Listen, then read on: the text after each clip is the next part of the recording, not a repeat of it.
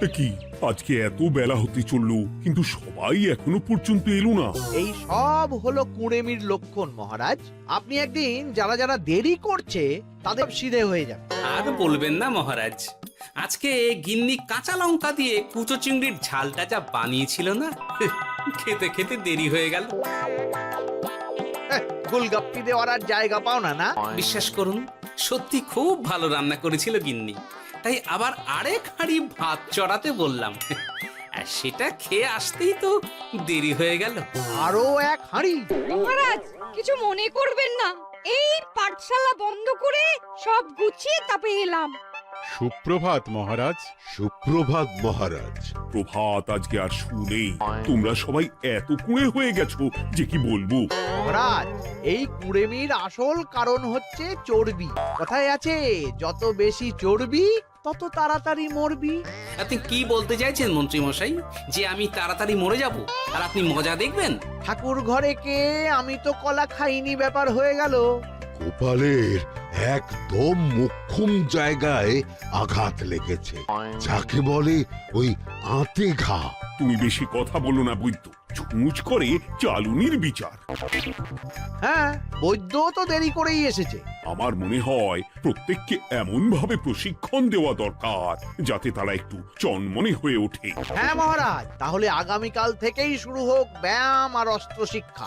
হ্যাঁ, কুঁড়ে থাকলে রাজ্যের কোনো বিপদ আপদেই সভাসদেরা কাজে আসবে না। ঠিক বলেছেন মহারাজ। তাহলে আর দেরি কেন, চলো সবাই এখনই আমরা মাঠে যাই। এই তো মহারাজ ভরপেট খেয়ে এলাম, এখনই মাঠে? ও সব অজুহাত দিয়ে লাভ নেই, চলো চলো চলো।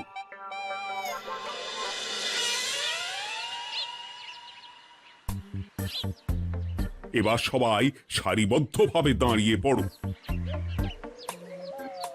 এ কি, গোপাল কোথায়? মহারাজ, গোপাল আপনার পিছনে দাঁড়িয়ে আছে, চুপি চুপি।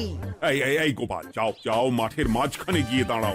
এই চাঁদি ফাটা রোদে কেন মহারাজ সুস্থ শরীরকে ব্যস্ত করছেন? এসব বাজে কথা শুনতে চাই না। শুয়ে বসে থেকে শরীরের কি অবস্থা করেছো? শরীরের নাম মহাশয়, যা সবে তাই সয়। তুমি যাবে না, তোমাকে এক্ষুনি বরখাস্ত করবো। কি জ্বালা! যেখানে আমার সব কাজ বুদ্ধি দিয়েই হয়ে যায়, সেখানে গায়ের জোরের কি দরকার? হ্যাঁ, এই গোপাল, আমি 1 থেকে 3 অব্দি গুনবো, তারপরে সবাই এই মাঠের ধার বরাবর 5 বার পাক দিয়ে দৌড়বে। ঠিক আছে মহারাজ, আমি প্রস্তুত। আমি রোগা পটকা আছি, কোনো সমস্যাই হবে না। হয়ে গেল। সবাই প্রস্তুত? 1, 2, 3। কি হলো গোপাল, দৌড়াও দৌড়াও। মহারাজ, এর থেকে বেশি জোরে পারবো না। আই, কে আছো? একটা কঞ্চি দাও। এই সেরেছে। বেশ হয়েছে, বেশ হয়েছে। ব্যাটার এবার চর্বি কমবে। কি হলো গোপাল, হ্যাঁ হয়ে গেল? হ্যাঁ?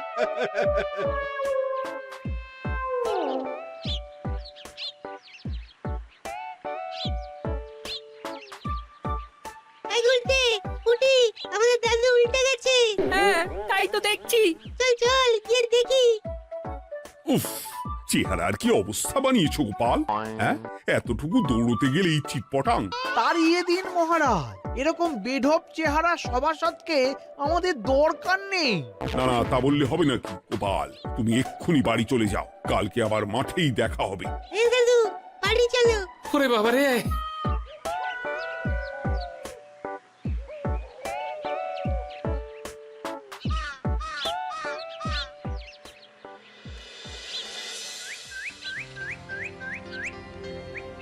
আরে ধুর ছাতার মাথা, তখন থেকে জল খেয়েই চলেছ। কি হয়েছে সেটা বলবে তো? শরীর চর্চা হয়েছে, শক্তি খরচা হয়েছে, আর পারছি না। উফ, বাপরে বাপ, কি পায়ে ব্যথা! এই জন্যেই আমি বলি বাপু, একটু বপুটাও নড়াও, কিন্তু কার কথা কে শোনে? ওরে বাবা, অকারণে সুস্থ শরীর ব্যস্ত করবো কেন বলো তো? বেশি নড়াচড়া করলেই আয়ু কমে যায়। তোমার এই বাজে কথা কোন শাস্ত্রে লেখা আছে শুনি? শাস্ত্রে কেন যাব, বাস্তবে জলজ্যান্ত উদাহরণ আছে। আমি মানতে পারছি না। হুম, মানতে পারছি না বললে তো হবে না, তোমাকে মানতেই হবে। বেশ, প্রমাণ করো। আমি যদি তোমাকে প্রমাণ করে দিতে পারি, তাহলে আজ থেকে বাড়ির বাজার দোকান করার দায়িত্বটাও তোমাকেই নিতে হবে। দিদা, তুমি তো ফেঁসে যাবে, দাদুর সঙ্গে বাজি লড়বে না।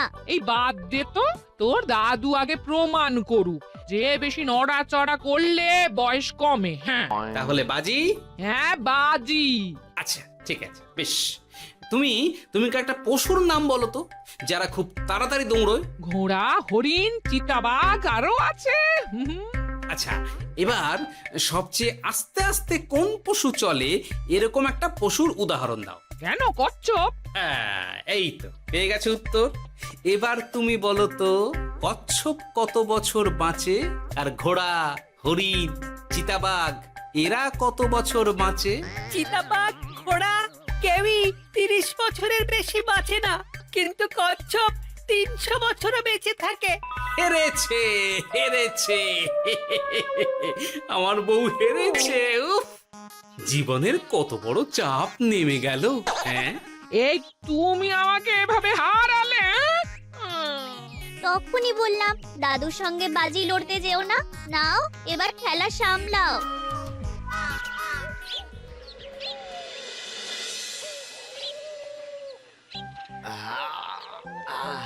আরো ভালো করে মালিশ কর। আজকে ছোটাছুটি করে পা দুটো বেশ ব্যথা ব্যথা করছে। কালকে তো আবার অন্য পরীক্ষা। আরে আমার হালকা চেহারা আছে, সব সামলে নেব। কালকে তো অস্ত্র চালনা হবে, কালকে আমি কাঁপিয়ে দেব। কাঁপাতে তো হবেই মন্ত্রী মশাই। আমরা আপনার শরীরে এমন ঘষা মাজা করে দেব না, মনে হবে আপনি না একটা জলযন্ত্র অস্ত্র চালনা করতে যাচ্ছে। বাস এই তো চাই। বাবারি, আস্তে আস্তে। আরে বাবা, আপনার তো ইস্পাতের শরীর, ভাঙবে তবু মচকাবে না। চিন্তা করছেন কেন? ভয় পাবেন না, ভয়কে জয় করতে হবে। আরে আরে আরে, তোরা আমার কথাটার সাথে করছিসটা কি? মানুষটা মরে যাবে তো। চিন্তা করো না গিন্নি। বাবা, ওরা বলেছে আমার ইস্পাতের শরীর, ভাঙবে তবু মচকাবে না। একবার এই বুড়ো বয়সে হাত পা ভাঙলে কি সামলাবে শুনি? মন্ত্রী মশাই, আমাদের বকশিসটা দিয়ে দিন, আমরা কেটে পড়ি। বাবারে বাবা, দিচ্ছি। এনে এত খাটানোর পরে এতেই এখন খুশি থাক। হ্যাঁ,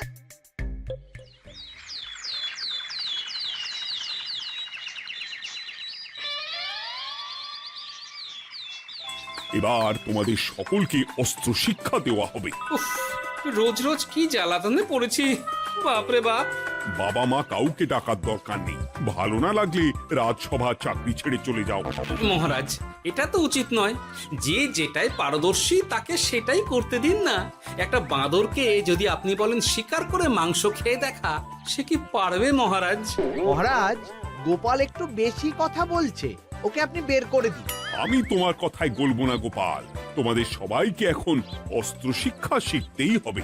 কর্তার ইচ্ছায় কর্ম, এখন তো আমার আর কিছুই বলার নেই। তাহলে আর দেরি কেন, তোমরা সবাই একটা করে ঢাল আর একটা করে তলোয়ার তুলে নাও। সেনাপতি, বলুন মহারাজ। তুমি সকলকে অস্ত্র শিক্ষা দেবে, তলোয়ার চালানো শেখাবে। এক এক করে প্রত্যেকে তোমার কাছে যাবে, আর এক এক করে তুমি সবাইকে তলোয়ার চালানো শেখাবে। আচ্ছা মহারাজ, তাহলে ওই সবার প্রথমে চলে আসুন মন্ত্রী মশাই। হ্যাঁ, আমি প্রস্তুত। আমার শরীর ইস্পাতের মতো, ভাঙবো তবু মচকাবো না।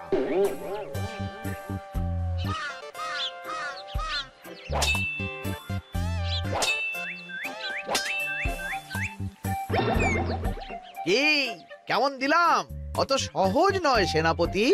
আমি মন্ত্রী এমনি এমনি হইনি, আগে অস্ত্র শিক্ষা শিখে তবে মন্ত্রী হয়েছি। এটা কি হলো? হ্যাঁ, আপনি অস্ত্র শিক্ষায় পারদর্শী, কিন্তু আরো বিচক্ষণ হতে হবে।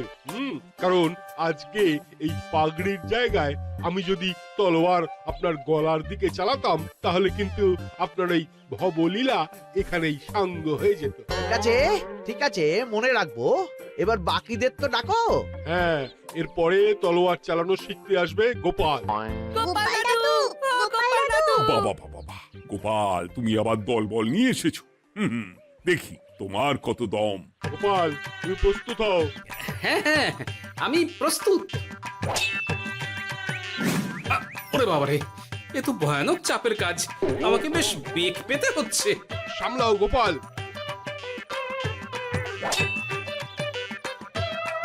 না, আমাকে অন্য রাস্তা দেখতে হবে। সেনাপতি, মহারাজের দিব্যি, তুমি আমার দিকে তলোয়ার ঢাল বাড়াবে না। এই এই, এটা কি হলো? সত্যি তো, এটা কি হলো? গেল গেল গেল গেল গেল গেল গেল, দুটিটা খুলে গেল গো। দেব নাকি এবার কুচ করে কেটে? জিতে গেছি, জিতে গেছি। এটা কি হলো? শত্রুপক্ষ কখনো কারো দিব্যি শুনবে না। আর সেনাপতি, তুমি কি ওখানে দাঁড়িয়ে দাঁড়িয়ে মজা দেখছো? আমি কি করব মহারাজ, গোপাল যে আপনার দিব্যি দিয়ে দিল। গোপাল বেটা খুব চালাক। তাহলে এখন উপায়? ওসব গোপাল তোমাকে বোকা বানাবার জন্য করেছে। তুমি ধুতি ঠিক করে আবার লড়াই চালিয়ে যাও। যথাজ্ঞা মহারাজ।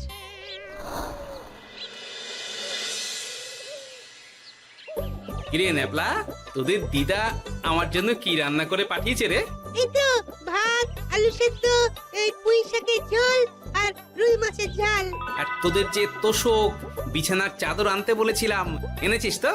ওই তো দাদু, কুটির গুলটে আর বাকিরা সবাই ধরাধরি করে নিয়ে আসছে। ব্যাস, তাহলে তার কোনো চিন্তা নেই। খেয়ে একটা জব্বর ঘুম দেব, কারণ এখানে যা রঙ্গ দেখছি তাতে বিকেল হয়ে যাবে। তলোয়ার শিক্ষা আজকের মতন এইটুকুই থাক। এবার শুরু হবে বল্লম শিক্ষা। সবাই আবার আগের মতন সারিবদ্ধভাবে দাঁড়িয়ে পড়ো। আহ, তোদের দিদা ওই সবটা কিন্তু বেশ জব্বর বানিয়েছে। তোদের দিদার হাতের রান্নার কোনো তুলনাই নেই। আহা, কি স্বাদ! এ কি, গোপাল আবার কোথায় গেল? এই তো মহারাজ, আমি এখানে ওই পুঁয়ের ঝোল আর রুইয়ের ছাল দিয়ে ভাত খাচ্ছি। এসব কি মাঠের মধ্যে খাওয়া? আরে শরীরটাকে তো রাখতে হবে। তাড়াতাড়ি খেয়ে এইদিকে এসো। আসছি আসছি আসছি। এবার আমি তোমাদের দেখাবো কিভাবে বল্লম নিয়ে তেড়ে যেতে হয়। দেখান মহারাজ।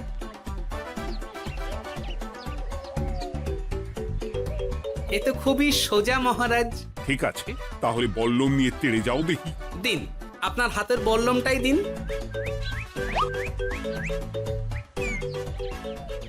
আরে আরে, গোপাল তো মাঠ থেকেই চলে গেল। আমি ডেকে আনছি মহারাজ। আরে আরে, ও গোপাল, গোপাল, মহারাজ ডাকছেন, থামো থামো। মহারাজ বলেছেন বল্লম নিয়ে তেড়ে যেতে, তেড়ে গিয়ে আবার ফিরে আসতে তো উনি বলেননি। আরে, এ তো মহা মুশকিল। উনি এক্ষুনি তোমাকে মাঠে ফিরতে বললেন। সেটা আপনাকে বলতে পারে সেনাপতি, আমাকে তো বলেনি। আমি চললাম।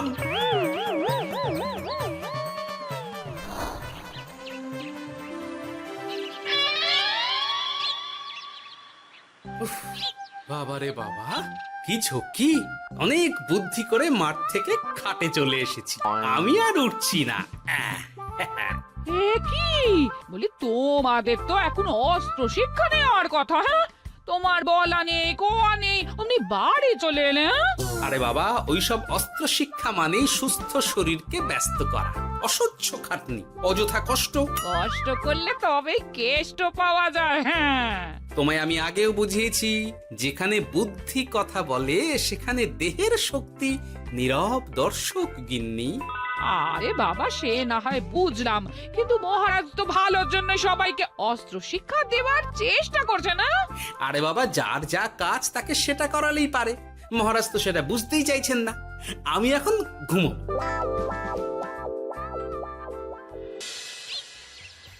দরজা খোলো গোপাল, দরজা খোলো। গোপাল, গোপাল দরজা খোলো বলছি। ব্যাস হয়ে গেল।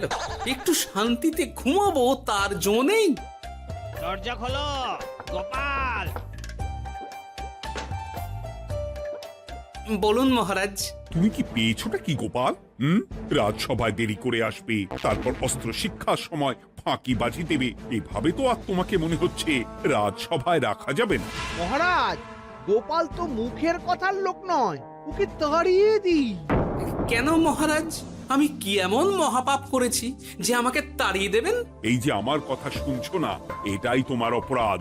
অপরাধ নেবেন না মহারাজ। পণ্ডিতের দায়িত্ব পুজো করা, সভাকবির দায়িত্ব কবিতা বলা, সাহিত্য চর্চা করা, আর আমার দায়িত্ব হাসি মজা করে আপনার মন ভালো রাখা।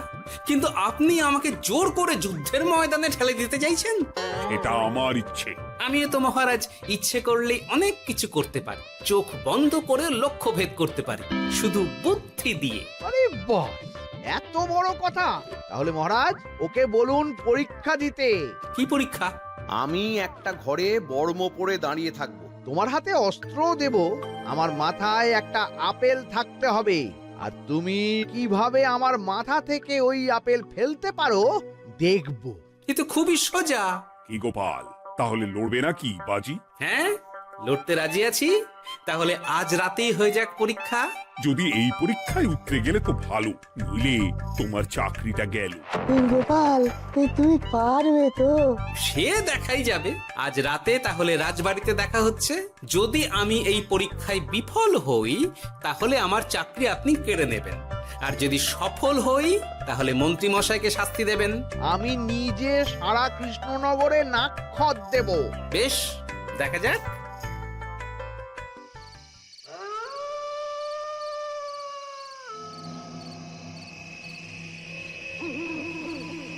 কি মন্ত্রীমশাই, ব্যবস্থা সব ঠিকঠাক হয়েছে তো? হ্যাঁ, এবার শুধু গোপালের পরীক্ষার পালা। আমি তাহলে বাইরে গেলাম, গোপালকে পাঠিয়ে দিচ্ছি।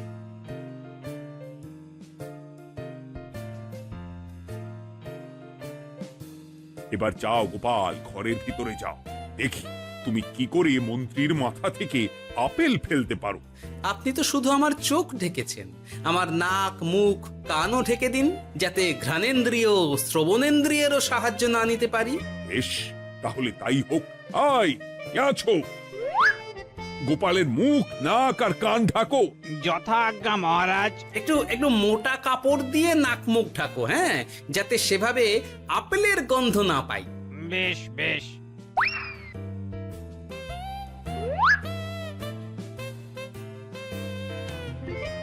যাও গোপাল।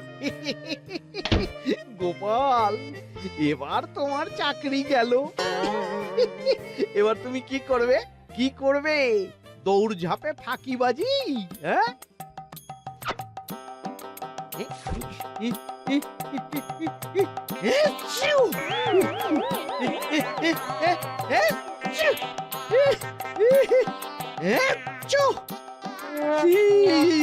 গেল গেল গেল গেল গেল, আপেল পড়ে গেল। আপেল পড়ে গেল? মহারাজ, এর মধ্যেই গোপাল আপেল ফেলে দিয়েছে। ঘরের ভেতরে চলো।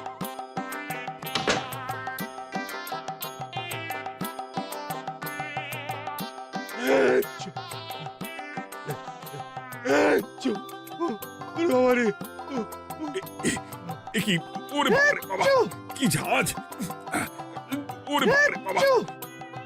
কি মহারাজ, দেখলেন তো গোপালের চমক? অস্ত্র ছাড়াই আপেল ফেলে দিলাম। কি, এটা তো তুমি নীতি বিরুদ্ধ কাজ করেছো। সারা ঘরে নস্যি ছড়িয়ে দিয়েছো। মহারাজ, হাঁটতে গিয়ে আপেল পড়ে গেছে। এবার সারা কৃষ্ণনগরে নাক্ষত দিতে হবে। সত্যি সত্যি গোপাল, বুদ্ধিতে তোমার জুড়ি মেলা ভার। আমার নাম গোপাল ভাঁড়, একটা কথা মনে রাখবেন, কেউটে সাপের লেজে পা দেবেন না, আর গোপালের কাজে বাধা দেবেন না। যে কাজ বুদ্ধি দিয়ে করা যায় তার কাছে শক্তি ছোট্ট শিশু মাত্র। সত্যি গোপাল, আজ তুমি সেটাই প্রমাণ করে দিলে। আর আজ থেকে তোমাকে তোমার ইচ্ছার বিরুদ্ধে খাটাবো না। তুমি খাও দাও, ভুড়ি বানাও। যার যা কাজ সে তাই করবে। যেমন এখন মন্ত্রী মশাই নাক্ষত দেবেন। হ্যাঁ, ভুল করে বাজি ধরে ফেলেছি, এখন নিজেই চাপে পড়ে গেলাম। তাহলে আর দেরি কেন? নাক্ষত এখন থেকেই শুরু হোক। কৃষ্ণনগরের রাস্তা শেষ হতে হতে সকাল হয়ে যাবে।